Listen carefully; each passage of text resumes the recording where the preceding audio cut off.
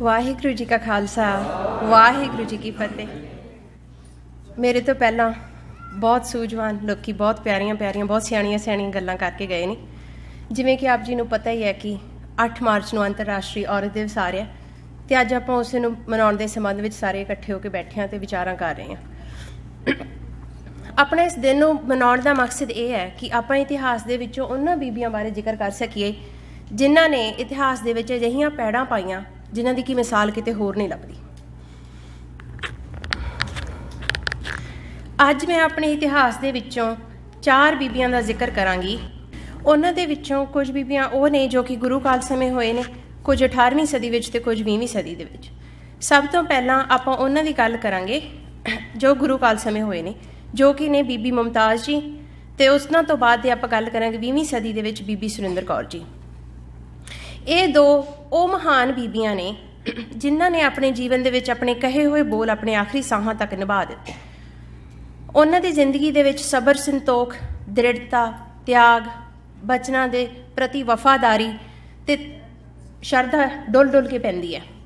ये अजिहे उच्चे सुच्चे गुण ने जो कि किसी विरलियां रूहां नूं प्राप्त हुंदे ने। उन्हां दे विचों सब तो पहलां आपां गल करांगे बीबी मुमताज़ जी, जो कि साहिब श्री गुरु गोबिंद सिंह जी महाराज के समय होए ने।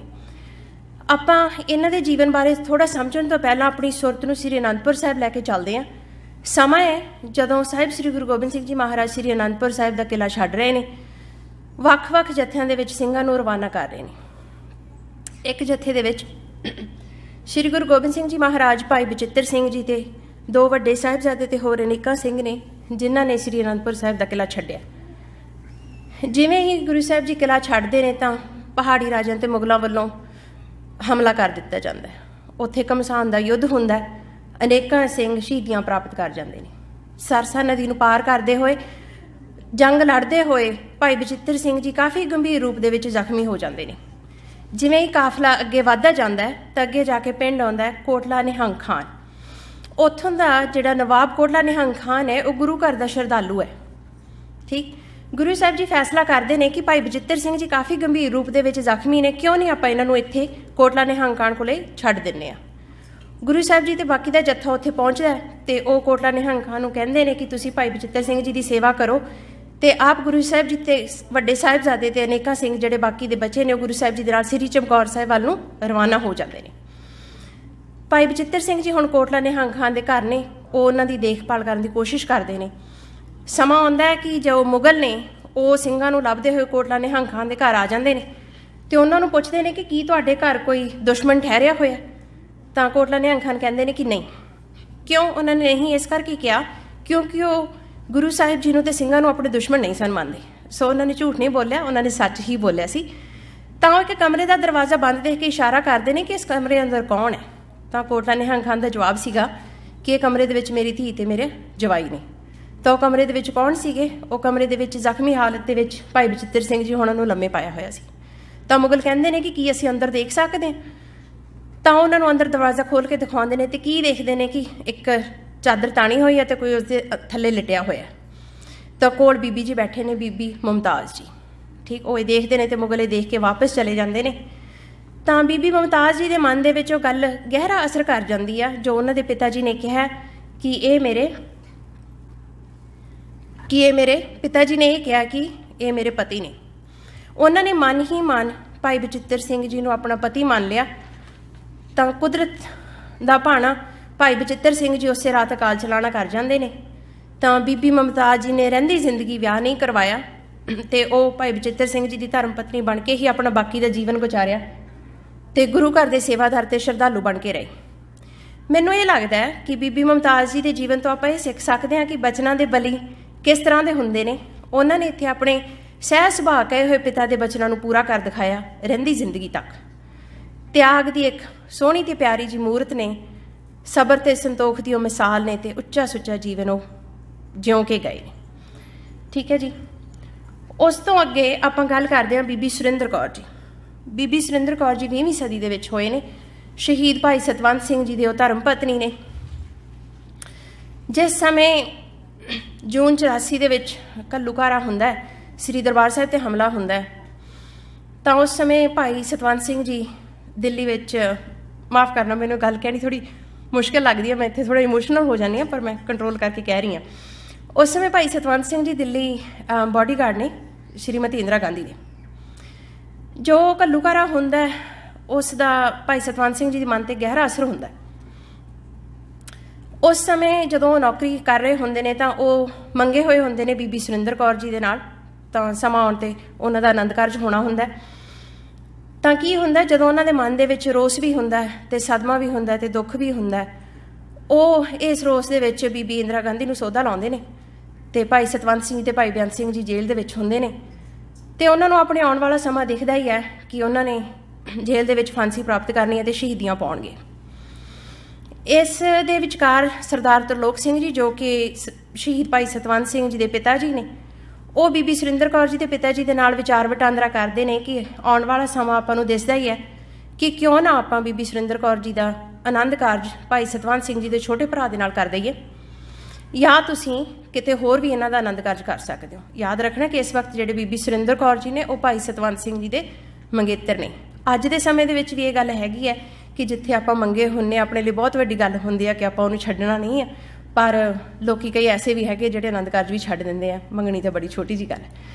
तां की गल हुंदी है जी, बीबी सुरिंदर कौर जी तक ये गल जांदी है तो वो इस गल नूं माफ़ करना थोड़ा पिछे चलदे आ।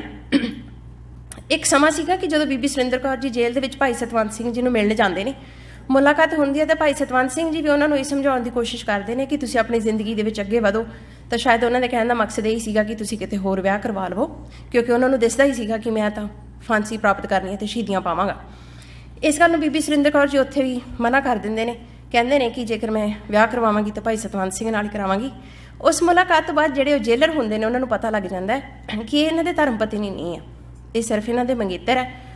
कोई कोड ऑफ कॉन्डक्ट कोई लॉ के रेगूलेशनस होणगे कि जो शायद फियांसेज हैगे आ इंडिया दे विच नहीं मिल सकते, तो एज ए स्पाउसल ही तुसीं विजिट कर सकते हैं। तो उस तो बाद दे विच उन्हां नूं मना कर दिता जांदा कि तुसीं भाई सतवंत सिंह नूं जेल दे विच मुलाकात लई नहीं आ सकते। इस तो बाद बीबी सुरिंदर कौर जी फैसला करते हैं कि जे हुण मैं विआह करवावांगी। गल चलदी है परिवार दे विच कि विआह किद्दां होएगा। सारा परिवार रल मिल के जो दमदमी टकसाल दे बुलारे ने उन्हां दे नाल राबता कायम करदा, उन्हां नूं पुछदा है कि ये किद्दां हो सकता है। तो जो दमदमी टकसाल के बुलारे ने वो कहते हैं कि ये एक कौम के बहुत वड्डे योधे ने तो उन्होंने जिंदगी के नाल संबंधित यह फैसला है, तो चंगा ये होगा कि आप श्री अकाल तख्त साहब के जथेदार के नाल संपर्क करिए तो उन्होंने तो आप इस बारे सुझाव लीए कि वो की कहते हैं। जदों बीबी जी तो उन्होंने परिवार श्री अकाल तख्त साहब के जथेदार नूं मिलते हैं तो जथेदार साहब भी उन्होंने समझाउण की बहुत कोशिश करते हैं कि तुहाडा आउण वाला जीवन किस तरह का होवेगा, कि तुसीं अगे आनंद कारज करवाओ, अपनी आने वाली जिंदगी बतीत करो। तो बीबी जी का जथेदार साहब नूं उत्ते रह सीगा कि जेकर यही काम भाई सतवंत सिंह जी साडे विआह तो बाद करदे तां फिर की। ठीक, ये गल सुन के श्री अकाल तख्त साहब के जथेदार जिहड़े हैगे आ निरुत्तर हो जाते हैं तो उन्हां दे प्यार नूं, उन्हां दे शिद्दत नूं, उन्हां दे त्याग नूं ध्यान दे विच रखदे होए एक खास, बहुत ही खास जिन्हों आपां कह दिंदे आ कि एक परमिशन दिंदे ने कि बीबी सुरिंदर कौर का आनंद कारज भाई सतवंत सिंह जी की फोटो के नाल कर दिता जाए। समा आउंदा है उन्हां दा आनंद कारज भाई सतवंत सिंह जी की फोटो के नाल कर दिता जाता है। इन्हां दी जिंदगी तो मैनूं ये लगदा कि आपां ये सीख सकते हैं, एक अनोखा विआह करवाउणा बिल्कुल सच है।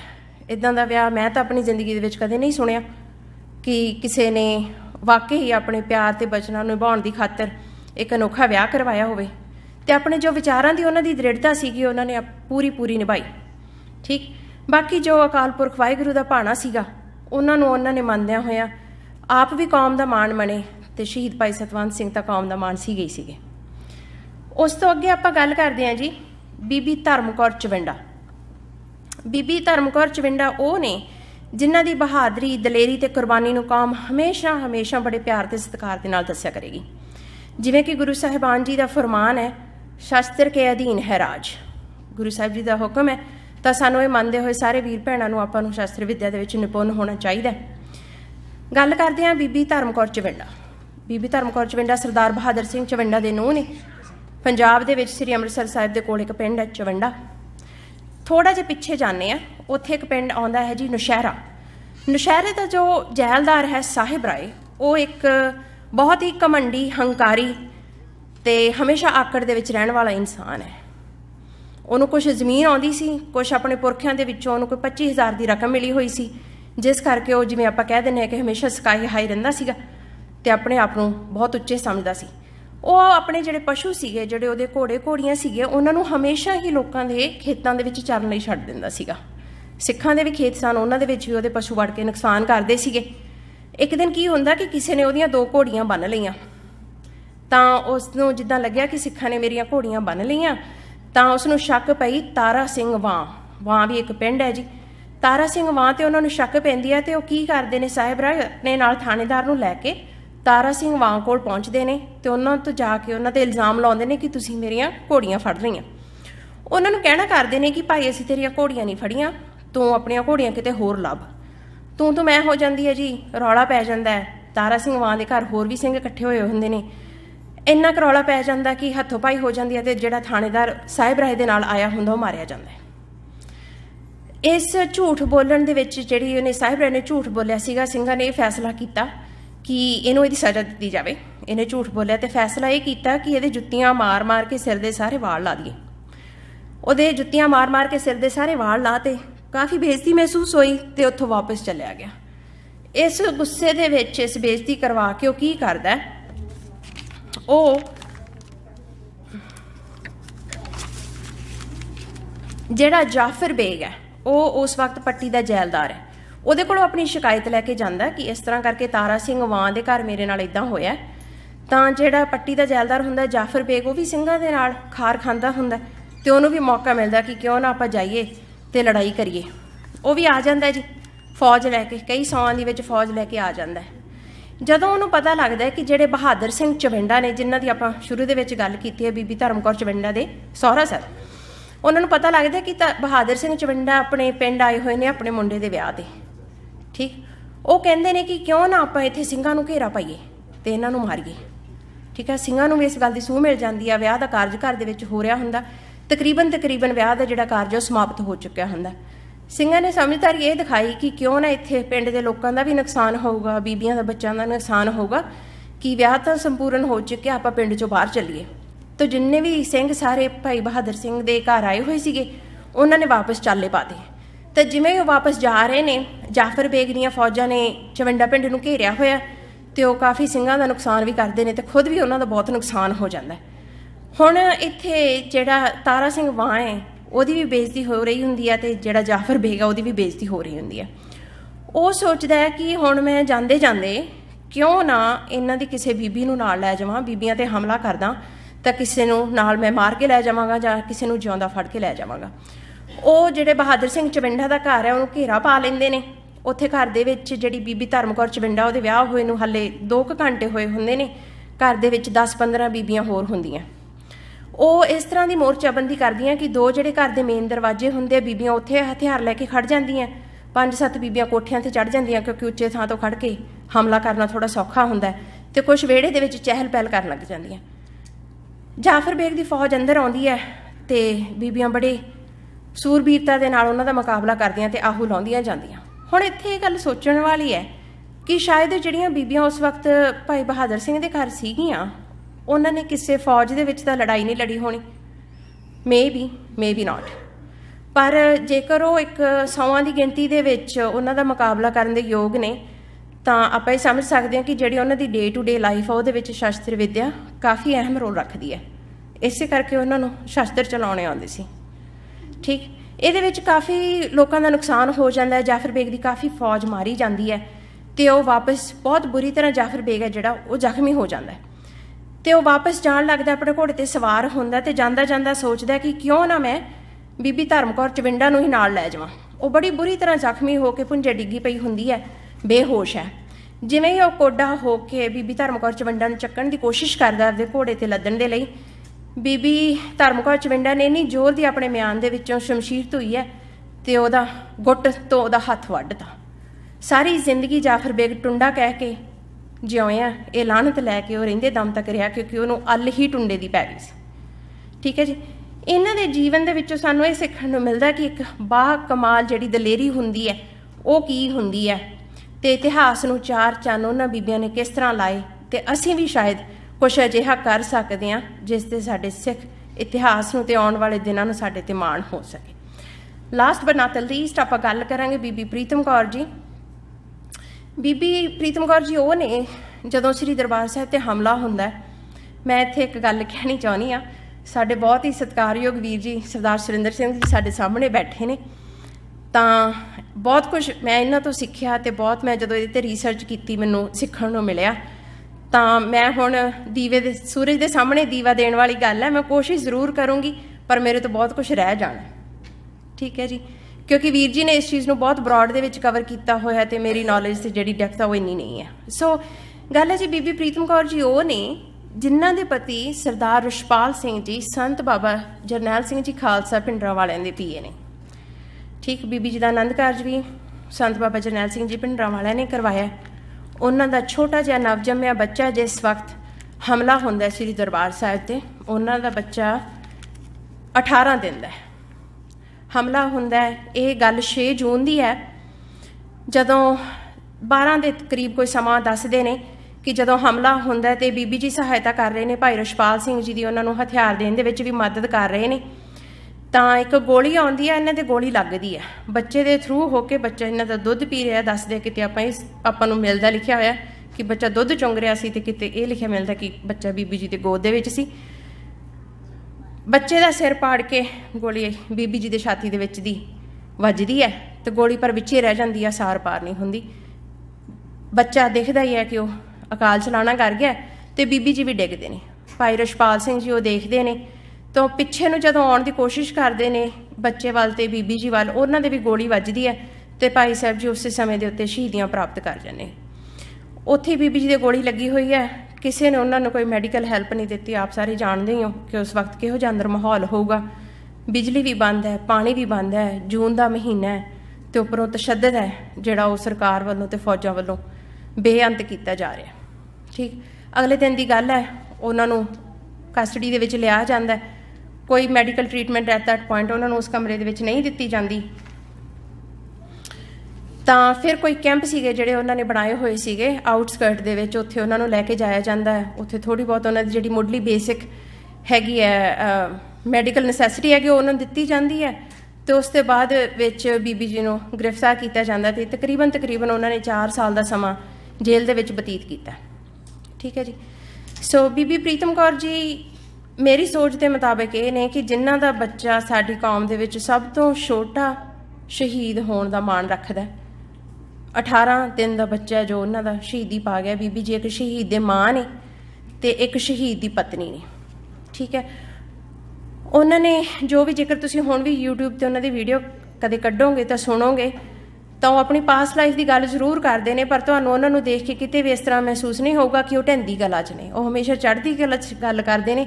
84 ਦੇ ਘੱਲੂਘਾਰੇ ਦੀ ਗੱਲ ਕਰਨਗੇ, ਉਹ ਵੀ ਤੁਹਾਨੂੰ ਬੜੇ ਸਹਿਜਤਾ ਦੇ ਨਾਲ, ਬੜੀ ਦਲੇਰੀ ਦੇ ਨਾਲ ਦੱਸਣਗੇ। ਤੁਹਾਨੂੰ ਕੋਈ ਸ਼ੰਕਾ, ਸ਼ਿਕਵਾ, ਦੁੱਖ, ਤਕਲੀਫ ਉਹਨਾਂ ਦੇ ਚਿਹਰੇ ਤੋਂ ਨਹੀਂ ਝਲਕਦੀ, ਠੀਕ ਹੈ ਜੀ। ਤਾਂ ਉਹਨਾਂ ਨੇ ਅੰਨਾ ਪੁਲਿਸ ਦਾ ਤਸ਼ੱਦਦ ਜਿਹੜਾ ਸਹਿ ਤੇ ਫਿਰ ਵੀ ਉਹ ਸਾਡੇ ਵਿਚਕਾਰ ਨੇ। ਜੇਕਰ ਕਦੇ ਕਿਸੇ ਨੂੰ ਮੌਕਾ ਮਿਲੇ ਤਾਂ ਮੈਨੂੰ ਲੱਗਦਾ ਕਿ ਆਪਾਂ ਨੂੰ ਉਹਨਾਂ ਦੇ ਨਾਲ ਮਿਲ ਬੈਠਣਾ ਚਾਹੀਦਾ, ਕੁਝ ਸੁਣ ਲੈਣਾ ਚਾਹੀਦਾ, ਕੁਝ ਸਮਝ ਲੈਣਾ ਚਾਹੀਦਾ ਤੇ ਕੁਝ ਸਿੱਖ ਲੈਣਾ ਚਾਹੀਦਾ। ਸੋ ਇਹ ਸਨ ਜੀ ਜਿਨ੍ਹਾਂ ਤੋਂ ਅਤੀਤ ਦਾ ਆਪਾਂ ਨੇ ਅੱਜ ਮੰਥਨ ਕੀਤਾ ਤੇ ਕੋਸ਼ਿਸ਼ ਕਰਦੇ ਹਾਂ ਕਿ ਭਵਿੱਖ ਦਾ ਕੋਈ ਰਾਹ ਜਿਹੜਾ ਦਸੇਰਾ ਬਣ ਜਾਵੇ ਤੇ ਚੰਗਾ ਭਵਿੱਖ ਆਪਾਂ ਸਿਰਜ ਲਈਏ। ਬੀਬੀ ਮੁਮਤਾਜ਼ ਜੀ ਤੇ ਬੀਬੀ ਸੁਰਿੰਦਰ ਕੌਰ ਜੀ, ਬੀਬੀ ਧਰਮ ਕੌਰ ਚਵਿੰਡਾ ਤੇ ਬੀਬੀ ਪ੍ਰੀਤਮ ਕੌਰ ਜੀ। ਜੇਕਰ ਮੇਰੇ ਤੋਂ ਇਤਿਹਾਸ ਦੇ ਵਿੱਚੋਂ ਕੋਈ ਗੱਲ ਕਰਦੇ ਹੋਏ ਕੋਈ ਗਲਤੀ ਹੋ ਗਈ ਹੋਵੇ ਤਾਂ ਆਪ ਸਾਰੇ ਮਾफ़ ਕਰ ਦੇਣਾ। ਵਾਹਿਗੁਰੂ ਜੀ ਕਾ ਖਾਲਸਾ, ਵਾਹਿਗੁਰੂ ਜੀ ਕੀ ਫਤਿਹ।